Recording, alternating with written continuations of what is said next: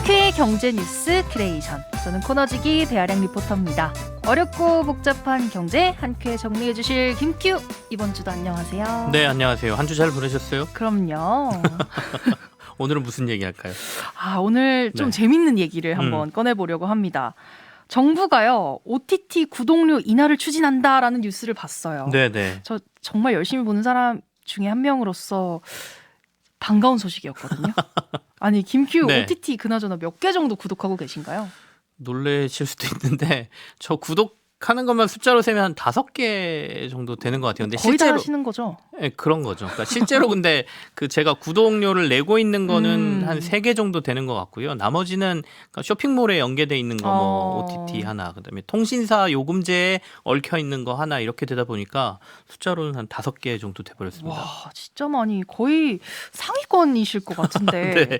구독료 어느 정도 내세요, 그러면? 근데 뭐 5개 치고는 좀 많진 않아요. 한 달에 3만 원 정도 되는 것 같은데요. 그러니까 뭐 하나는 1년 무슨 프로모션 걸려가지고 좀 싸게 할 때 얼른 구입해가지고 하고 있고 아까 말씀드린 대로 몇 개는 다른 요금제하고 얽혀 있고 하다 보니까 다 5개 하면 한 3만 원 정도 뭐 이렇게 되는 것 같은데 아량 리포터는 그러면 몇 개나 구독하세요? 저도 세보니까 새빵살이까지 세면 네. 4개? 3개, 4개 되는 것 같아요. 그렇죠. 네, 많죠. 그러니까 이게 보면 그러니까 한 개만 아예 안 보시는 분은 있을 수 있는데 OTT를 구독하시는 분들이 한 개만 보는 분들은 거의 없는 것 같아요. 실제로 처음 결제가 힘들지. 실제로 한국컨텐츠진흥원에서 지난해 조사한 게 있는데 전국 13세 이상 5,000명 조금 넘게 조사해 보니까 86.5%가 OTT를 이용한다 이렇게 얘기했으니까 10명 중 뭐 8, 9명은 그쵸? OTT 서비스 이용한다는 얘기가 되겠고요.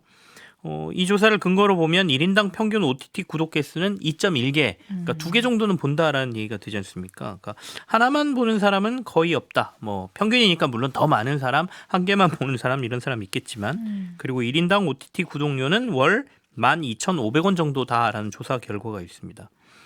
근데 이 조사가 지난해 주요 OTT 업체들이 구독료를 좀 많이 올렸거든요. 이걸 올리기 전이기 때문에 그것까지 감안해 보면 아마도 지금은 조금 더 월 구독료들을 더 많이 내고 계시지 않을까 하는 생각은 들거든요. 그러게요. 실제로 유튜브 프리미엄의 경우에는 월 1,450원이던 멤버십이 14,900원으로 42.6% 와, 올랐고요. 네. 디즈니 플러스도 9,900원이던 요금이 13,900원으로 한 40% 정도 인상. 와. 그리고 국내 업체인 티빙도 베이징 요금이 7,900원에서 9,500원, 한 25% 정도 올랐지 않습니까? 근데 뭐 앞서 말씀드린 것처럼 특히 글로벌 OTT 회사들의 인상률이 좀 크다 이렇게 볼 수 있겠죠. 네. 근데 이게 뭐 저는 자동 결제돼 있어서 오른 줄 몰랐던 경우도 많아요. 네. 소비자들 동의를 구하는 것도 아니고 뭔가 좀 일방적인 느낌이 들거든요. 올릴 때. 네네. 짜증이 나는데 그렇다고 정부가 기업들한테 가격 내려라 이렇게 압박을 하는 것도 조금 기업 입장에서 생각해 보면은 괜찮나 싶은 생각도 들어요. 그러니까요. 이게 이제 뭐 논란이 될 수는 있겠죠. 근데 어쨌든 설 연휴 이후에 언론 보도를 통해서 흘러나온 얘기예요. 앞서 말씀해 주신 것처럼 아마도 정부 입장에서는 전체적으로 통신요금 경감 방안 일환으로 OTT 구독료를 조금 인하하는 걸 추진하고 있는 것 같습니다. 네. 근데 뭐 그래서 언론들이 OTT 요금 인하 압박 뭐 이렇게 표현을 하니까 대통령실 관계자가 인위적인 가격 조정 아니다. 다양한 가격제를 유도하면서 구독료를 경감하는 방안을 추진 중이다. 이렇게 좀 수위를 낮추는 모양새긴 한데요. 어쨌든 표현은 뭐 이렇게 했지만 핵심은 뭐 저는 비슷한 거라고 봅니다. 그래서 정부가 그간 이동통신사들에게 중저가 5G 요금제 출시해라라고 계속해서 압박을 했고 또 최근엔 단통법 폐지 발표했지 않습니까? 그 연장성산으로 OTT 구독료 경감을 추진하고 있다 이렇게 보여지고요. 근데 방금 전에 말씀하신 것처럼 다만 정책의 당위성, 그러니까 이렇게 해도 되나? 뭐 기업들에게 구독료 낮추세요 이렇게 요구를 해도 정부가 되는 건가? 그러니까 어느 정도 다들 동의하는 거라면 당위성이 있다면 뭐 괜찮겠지만 이 부분하고 정부가 요구하면 그러면 진짜로 구독료가 내려갈까? 실효성이라는 입장 두 가지 측면에서 좀 바라볼 필요는 있는 것 같습니다. 당위성 말씀하셨는데 당위성이라면 여기서 뭐 이거 꼭 해야 돼? 필요해? 이런 거를 말씀하시는 거죠? 그렇죠. 그러니까 OTT 대부분 보고 있으니까 근데 가격이 너무 최근에 올랐어. 너무 올린 거 아니야? 라는 거는 뭐 충분히 얘기할 수 있죠. 근데 이게 정부가 업체들에게 OTT 구독료를 좀 낮춰라라고 정책적으로 접근할 수 있는 근거가 될 수 있나를 저희가 좀 살펴야 될 것 같아요. 그러니까 소비자 입장에서는 물론 서비스 가격이 내려가면 뭐 나쁠 건 없죠. 근데 이제 정부가 통신요금 경감 방안 안에 OTT라는 서비스를 연계시키는 게 맞는지는 조금 의문입니다. 왜냐하면 통신요금을 정부가 낮추려 하는 거는 이게 우리가 생활하면서 없으면 안 되는 필수 서비스이기 때문이거든요. 결국에는 주파수라는 공공재에 대한 국민들의 접근성 문제, 그리고 향후 데이터와 정보가 더 중요해지는 시대가 다가올 텐데 정보 격차가 계속해서 벌어지는 문제를 해결하기 위해서 통신사에게 통신요금을 낮추라. 이거는 어느 정도 당위성이 될 수 있어요. 네. 근데 다만 OTT는 통신 필수 서비스로 볼 수는 없지 않나라는 생각이 좀 들거든요. 그러니까 기본적인 통화를 하고 스마트폰으로 정보 검색을 하고 이런 것들은 이제 저희가 기본 서비스라고 본다면 OTT는 일종의 부가 서비스 영역이거든요. 원하면 이것도 하십시오. 대신에 돈을 내세요. 뭐 이런 서비스지 않습니까? 그러니까 우리가 공중파와 케이블 TV라는 기존 방송 영역이 존재하는 상황에서 내가 원하는 시간에 더 편하게 내가 보고 싶은 걸 언제든지 보겠다는 일종의 선택 상품인 거죠. 물론 많은 국민들이 사용하면서 이게 대중화됐다는 측면은 분명히 있습니다. 네. 근데 대중화됐다고 해서 정부가 나서서 그 부담을 경감해 주는 거다라고 본다라면 다른 부분에서 이런 것들은 얼마든지 있어요. 그러니까 이 논리라면 국민 건강을 위해서 골프가 대중화됐으니까 골프장 요금도 낮춰라 뭐 요구할 수 있다 이런 얘기가 될 수 있고요. 좀 뭐 과장된 표현이라고 할 수는 있지만 컴퓨터 안 쓰는 사람 없지 않습니까? 그럼 컴퓨터 매년 가격이 올라요. 그러면 이제 컴퓨터 파는 애들한테도 야 컴퓨터 대중화됐는데 컴퓨터 요금 낮춰라라고 요구할 수 있다. 이런 논리로도 볼 수가 있기 때문에 대중화 논리로 가격 인하를 유도 혹은 압박한다는 것 앞뒤가 좀 안 맞는 모순이다 이렇게 볼 수도 있겠습니다. 아까 전에 당위성 말씀하시고 또 실효성 측면에서도 살펴볼 필요가 있다고 네. 하셨잖아요. 실효성 측면에서는 어떨까요? 실효성은 이제 정부가 요구한다고 가격이 내려갈까 이 부분이지 않습니까? 네. 국내 OTT 회사들은 정부 눈치를 좀 보긴 할 거예요. 근데 이제 아마도 생색내기용 요금제가 나올 수는 있겠습니다만 소비자들이 체감하기엔 딱히 효과가 그리 크지 않을 거다라는 예상을 해볼 수가 있는데요. 두 가지 때문입니다. 하나는 지금 OTT 시장의 경쟁 상황 때문이에요. 넷플릭스로 대표되는 글로벌 기업들이 사실상 시장을 다 지배하고 있거든요. 아시겠지만 이들이 막대한 이익을 올리죠. 지난해 넷플릭스가 우리 돈으로 9조 원 영업이익 냈어요. 전 세계에서. 그런데 우리나라 뭐 티빙, 웨이브 이런 회사들은 적자란 말이죠. 지난해 실적은 아직 공개가 안 됐고 2022년 기준으로 보면 티빙은 1,192억 원 적자, 웨이브는 1,217억 원 적자란 말이죠. 이런 상황에서 국내 업체들에게 구독료를 인하해라? 이걸 기업들이 받아들일 수 있는 상황인가라는 생각이 좀 드는 겁니다. 안 그래도 외국 기업들에게 안방 내주는 거 아니냐 뭐 이런 얘기 나오고 있는데 그래서 지금 두 회사 합병이라도 해서 살아남자 이런 얘기 나오고 있거든요. 네. 근데 정부가 인하 요구 아니고 유도라고 했으니까 가격 인하를 유도한다? 뭐 이게 먹힐 수 있나라는 생각이 조금 들게 됩니다. 우리 지난번에 했던 네. 주제인데요. 이거 방통위가 휴대전화 보조금 인상하라 통신사랑 삼성전자한테 요구를 하니까 조금 있다가 바로 올라가더라고요. 지난주에 그래서 제가 이제 삼성이 신제품 내놓은 지 얼마 안 돼서 방통위가 이렇게 요구한다고 네.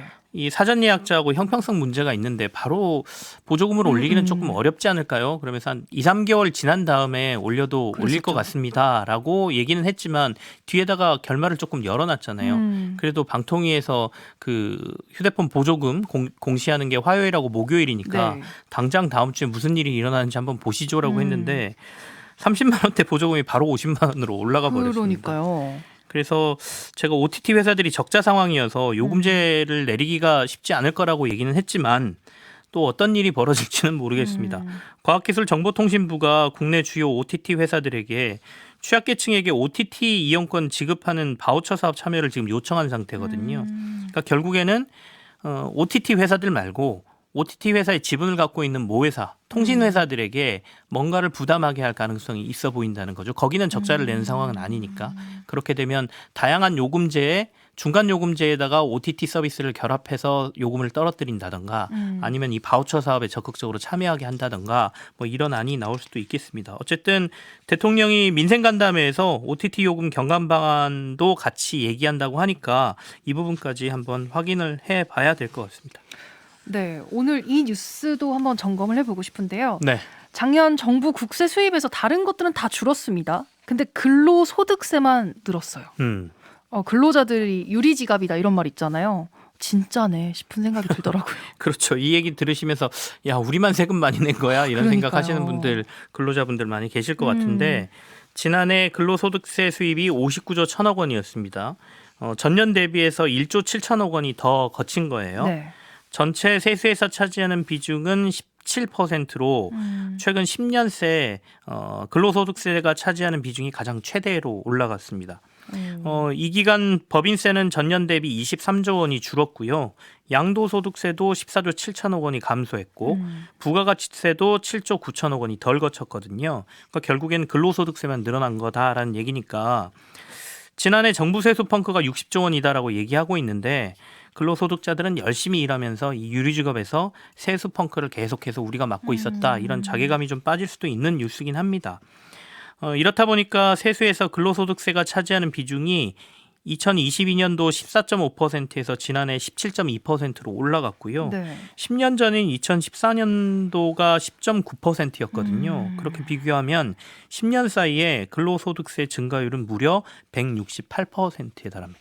숫자로 보니까 되게 큰 느낌으로 또 다가오는데 물론 저도 국민 중에 한 사람이니까 버는 만큼 일부의 세금을 내는 건 당연하죠. 네. 근데 좀 사는 거 힘들잖아요, 지금. 이런 거 보면 근로소득자들만 좀 반강제적이라고 할까요? 네. 반강제적인 성실 납부자가 아닌가 이런 생각도 들 수밖에 없는 것 같아요. 근데 이걸 꼭 부정적으로만 해석할 게 아니니까 긍정적인 부분으로 제가 해석해서 한번 말씀을 드려보면 네. 근로소득세만 유독 늘어난 이유는 지난해 취업자 수가 늘어났어요. 돈 버는 사람이 늘어서 세금 내는 사람도 늘었다 이렇게 볼 수 있는 거죠. 또 임금도 조금 올랐습니다. 실제 지난해 취업자 수는 전년보다 32만 명이 늘어났고요. 상용 근로자 임금은 2022년 월 평균 410만 원에서 2023년 1월에서 10월까지 평균을 보면 419만 원으로 소폭 올라갔죠. 또 상용 근로자의 소득은 경기나 기업 실적에 비해 변동성이 좀 낮습니다. 경기가 안 좋다 그래서 월급이 확 깎이거나 또 경기가 좋다 그래서 확 올라가지 않는다는 얘기지 않습니까? 근데 반면에 법인세라든지 양도소득세 이런 것들은 기업 경기 안 좋아지니까 실적 안 좋아지면 세금 덜 내겠죠. 네. 부동산도 경기 떨어지거나 거래 안 되면 양도소득세 덜 거치잖아요. 네. 이런 것들이 반영되니까 상대적으로 다른 게 확 줄어들다 보니 근로소득세만 비중이 확 늘어나는 것 같은 효과도 있었을 것으로 보입니다. 그리고 또 하나는 이렇게 근로소득세의 비중이 전체 세수에서 비중이 좀 올라가는 건 긍정적인 측면도 있습니다. 뭐냐면 우리나라는 근로소득세 비중이 다른 나라에 비해서 좀 낮은 편에 속하거든요. 네. 그러니까 그 얘기는 간접세를 더 많이 걷는다는 거예요. 그러니까 미국은 2023년 기준으로 근로소득세가 전체 세수에서 차지하는 비중 30%, 영국은 28%, 프랑스가 24% 정도니까 아까 10년 전에 10% 선에서 우리나라도 이제 20% 부분까지 올라왔다는 거는 그런 차원에서 보면 뭐 나쁘지 않다 이렇게 얘기할 수도 있습니다만 그래도 조금은 근로소득자 입장에서는 뭐 부정적이다 이렇게 받아들이는 분들이 더 많으실 것 같아요. 그러면 나쁘게 볼 일은 아니다. 반대로 그럼 반길 건가요? 반긴 뉴스는 절대 아니죠. 제가 이제 굳이 긍정적인 걸 네. 찾는다면 이렇게 해석할 수 있습니다라고 말씀드린 거고요. 미국을 비롯한 주요 유럽 국가들의 근로소득세 비중이 높은 건 근로소득 구간에 대한 세율이 높은 것도 한몫을 하고 있거든요. 그 얘기는 무슨 얘기냐면 많이 버는 사람들에게 많이 걷다 보니까 전체 파이가 커진 거예요. 특히 미국 같은 경우에는 이번에 바이든 정부 들어서면서 부유세라고 해서 초고소득자에게 세금을 더 내도록 하는 방안도 추진하고 있지 않습니까? 네. 그러니까 우리도 이 부분을 간과하면 안 될 것 같긴 합니다. 단순히 근로소득세가 비중이 늘어나기만 원하면 안 되는 거니까. 그래서 이걸 고민할 때가 된 것 같아요. 이 논란이 계속 있어 왔는데요. 이 세금을 부과하는 과표 구간에 대한 조정이 좀 필요해 보이거든요. 그러니까 취업자 늘고 평균 임금이 올라갔다라고는 하는데 아까 뭐 평균 해봐야 9만 원 정도 올라간 거잖아요. 그렇더라고요. 그러면 물가 상승률에 비하면 월급은 거의 오른 것도 아닌데 물가는 올라서 다른 것들은 사기에는 뭐 힘든 세상이 돼 있지 않습니까? 네. 근데 뭐 지금 과표 구간은 전혀 이게 변화 없이 계속 그대로 유지가 되거든요. 그러다 보니까 10년 전에 100만 원과 지금의 100만 원은 그 값어치 차이가 큰데 여전히 근로소득세를 부과하는 과표 구간은 변화가 없단 말이죠. 그러니까 소득 하위 과표 구간을 조금 최근에 조정을 하긴 했지만, 그러니까 중위소득이라고 할 수 있는 연소득 8,800만 원 정도를 넘어서면 세율이 24%에서 35%로 확 뛰어 올라가거든요. 그러니까 이 부분을 조금 더 높여서 세금 과표 구간을 좀 조정할 필요가 있다. 최근에 이제 윤석열 대통령이 민생 토론회에서 상속세를 언급하면서 상속세가 세율이 너무 높다. 이게 우리나라 디스카운트 요인 중에 하나다. 그러면서 상속세율은 낮추고 세 부과 방식도 바꾸고 여기에 상속세 과표 구간도 조정할 거다라는 얘기가 나왔거든요. 네. 근데 과표 구간 조정은 지금 상속세에만 필요한 시점은 아니다. 이렇게 말씀을 드리고요. 특히 서민들이 진짜 부담을 덜어줄 수 있는 것들에 고민을 좀 하셔라. OTT 같은 것보다 이 과표 구간 조정에 조금 더 신경을 써달라 이런 말씀을 드려봅니다. 네, 오늘도 잘 들었습니다. 김큐의 경제뉴스 큐레이션 여기서 마무리할게요.